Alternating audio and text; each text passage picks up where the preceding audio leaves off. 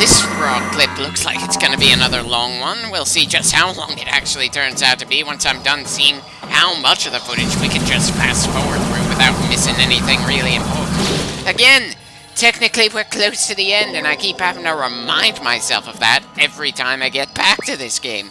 Mostly because part of me felt that the game should have ended somewhere around the 30 clips mark, and everything after that is just the game designers had padded things out longer for the sake of not being accused of making a game that's all too short.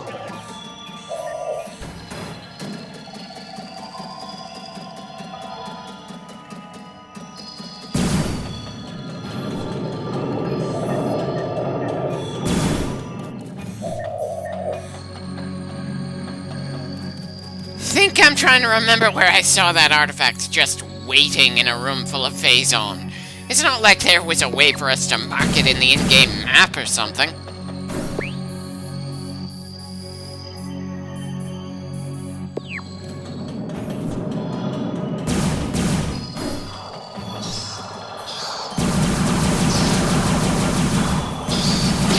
Sorry, little guys, but you're just an annoyance on my way to something more important. And I'm kinda curious if I can manage to find it before the game's hint system tells us where to go next.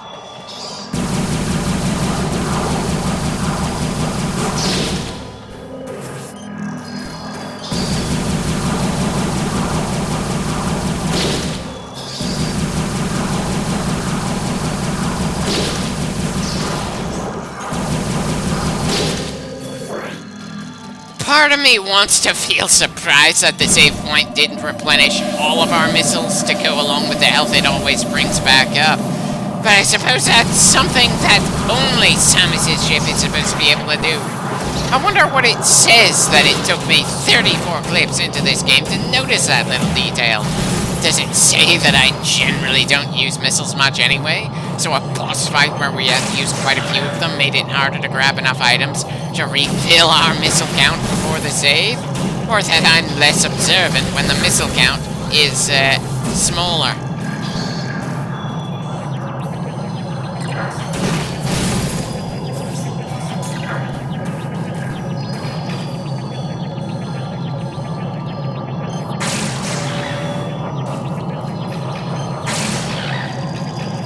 Right, back to struggling in the same room to get through the exact same door as before. At least this time I don't have to worry about hurting myself with the Phazon around us.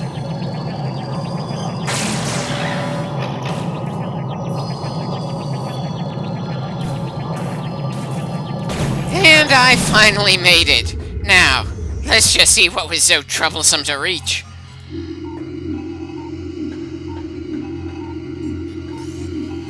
Really? No extra lore to read, no upgrades of any kind, no artifact, I'm sorry, but what the hell? Fucking hell, all of that for a missile station. And we already refilled our missiles before we managed to get in here. Definitely far more effort than it was worth to get to this corner.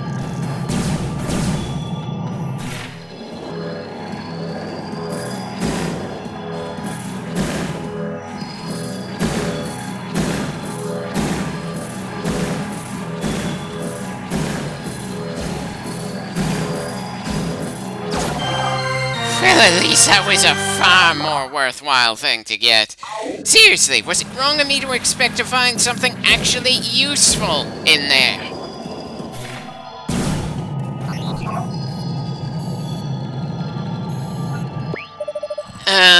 No, we don't have all the keys to get through the artifact temple just yet. That's part of why I turned on the hint system in the first place. Do you mean to tell me that the hint system in this game isn't actually going to tell us how to get to the artifacts we need to get to around here? I'm sorry, but I feel the need to call supreme bullshit here. Those keys that the temple requires should damn well be important enough to get pointed to us when I outright let the game try to tell me where to go next. The game gave us an option to try to speed things up. Why is it not doing anything to help us legitimately deal with the biggest bit of padding in this game?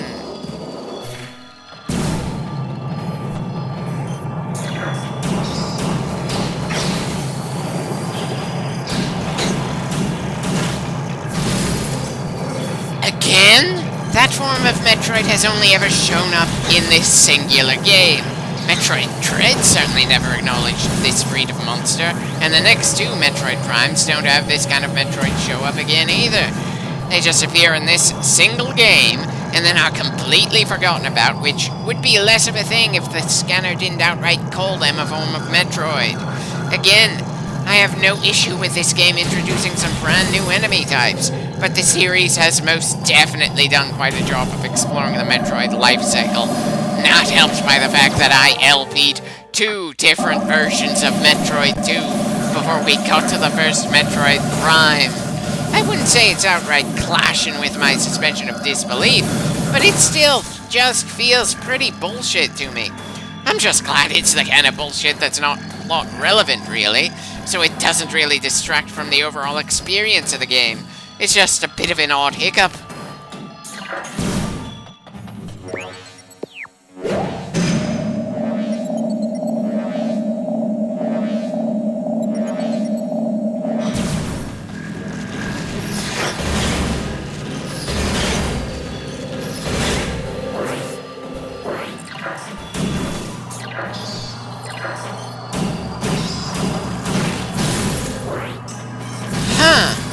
Honestly, didn't even notice we managed to hit a Metroid I wasn't aiming for until we were done with that first one.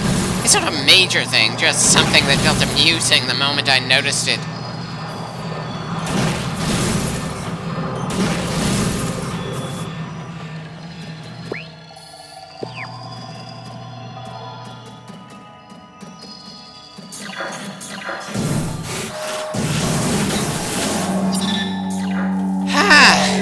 That's a nice change of pace.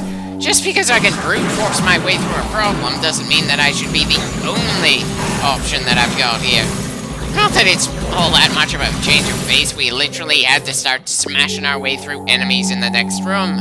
Still, I'll take what I can get, especially when what I take gives me the sense that when we finally get to the next game, I'm not just going to let myself get absolutely mangled mindlessly over and over again, when things could prove to be a good deal more difficult than this game as a whole.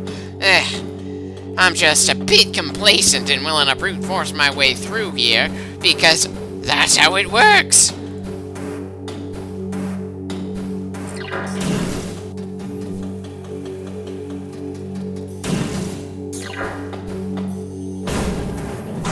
Hello there! Nice to meet you. You'd be happy to know that I'm somehow a good deal more intimidated by the yellow-armored, normal-sized pirates than the rather heavily armored, large ones. Your training and equipment is something to be worth being proud of. Unfortunately, you face a woman who has vastly superior equipment that has steadily improved for several hours since our arrival on the planet. I'm afraid you stand no chance. At least not in the kinds of numbers you can actually throw at us in a single encounter.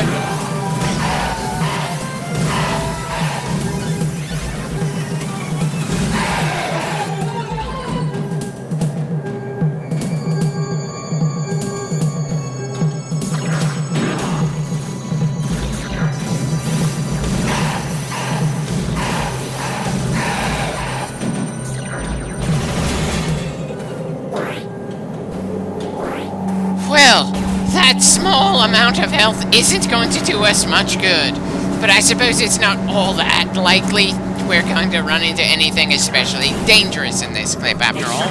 We beat a boss in the previous clip, and unless one of the numerous artifacts we need to find is guarded by an explicit boss, I don't think we'll see one until we unlock the crater. And bloody hell, now that I think about it, it's been so damn long since the game had teased about Ridley. He was teased quite a long time ago in this game, when we left the space station and when we first entered the tundra area. But since then, no roars in the background, no flapping in the distance, not even any bits of lore saying he's explicitly trying to prepare to deal with Samus. Nothing to help keep the player feeling any real anticipation to fight him.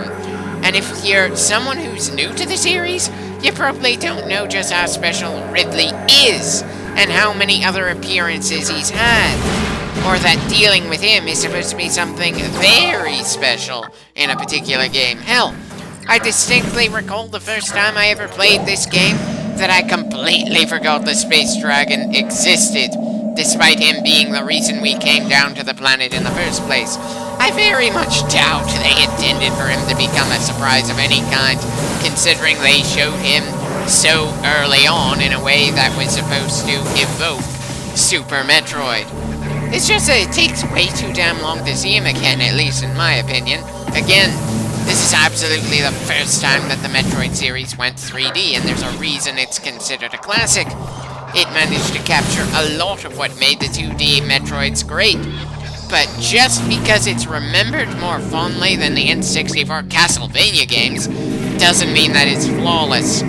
Just that the good outweighs the bad, and unfortunately, the search for all the damn keys to open the crater is the worst part of this game.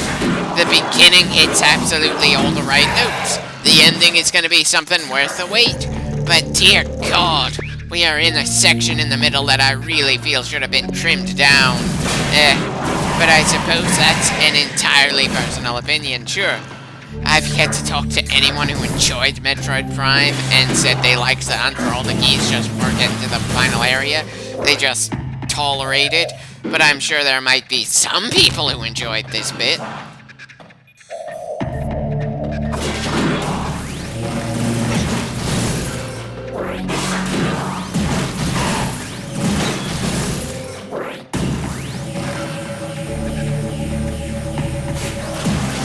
I suppose the ice beam is getting more use this far in than I thought, but it's still pretty damn outclassed in quite a few categories.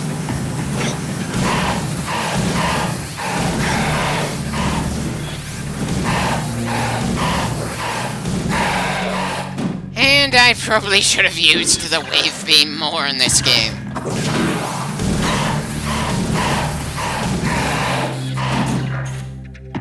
Well, it's been a while since we removed the barrier for this door. And we get a weapon upgrade that I'm unlikely to bother using instead of an artifact. Excuse me for being a bit miffed. That was definitely not worth that much security. Ugh. Time to continue wandering around, hoping to find somewhere that the remaining artifacts are hidden when we've filled in so much damn bits of the map in every sector.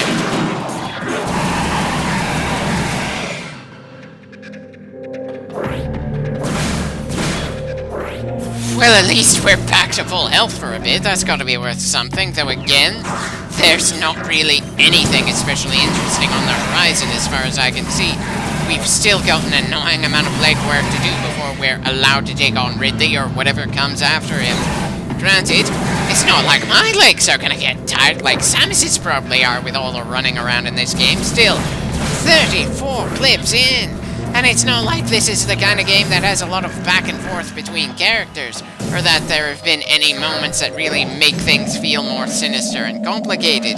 The plot is simple, there are no character interactions, and it doesn't really feel like the pirates have been actually all that active on the planet since we arrived. They've just been reactive to our presence. And great. Now I can't help wishing that we had a moment where the pirates found our ship and we had to defend it or something. That is essentially something that happened in Batman Arkham Asylum pretty early on.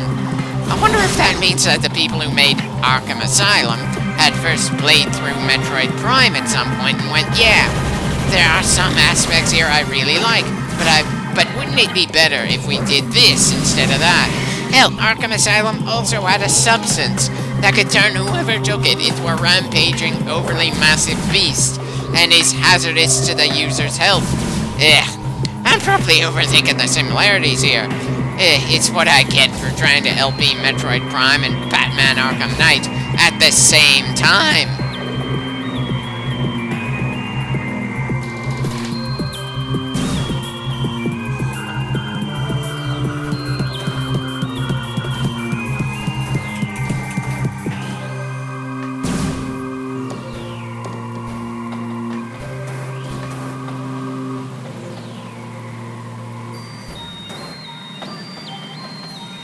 There's got to be some way to that door.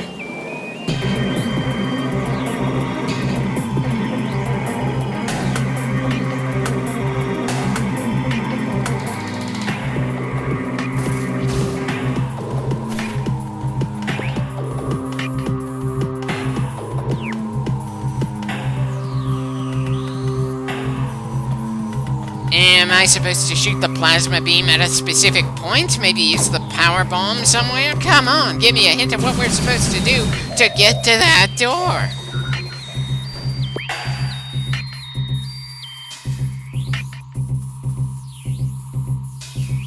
Doesn't matter how I look at the map, it's not giving me any answer for this long-running problem here of trying to find a way through that door.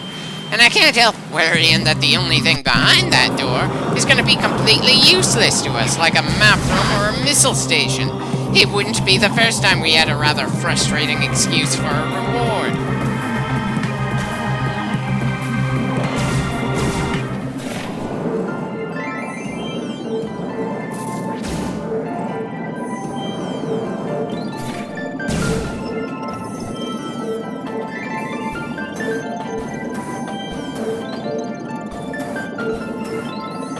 Great. I'm so out of it right now that I can't even properly jump onto this platform. Definitely a good sign that I need to get to a save point and give myself a break. I'm hoping that the next clip is going to be more eventful, but then there are probably going to be around 6 more clips before we get to the credits. I'm hoping that there's actually going to be less when all the editing is said and done. But I suppose it's equally possible that there could be a little more than that. It all depends on how much fast-forwarding I do, and if the footage sitting on my drive right now needs to be cut due to a surprise death or something. I doubt it this far in, but I suppose anything's possible.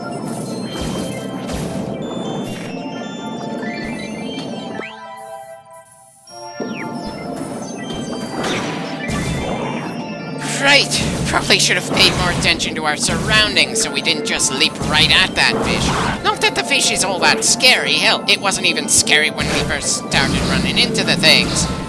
How many clips ago was that again?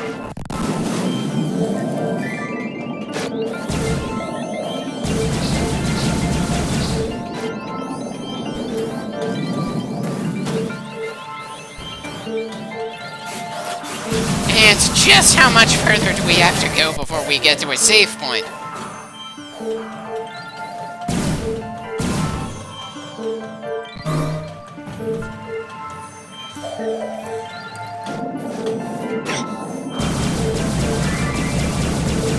So we somehow did get struck by a tentacle on the same platform as us, but I probably shouldn't be too concerned by that.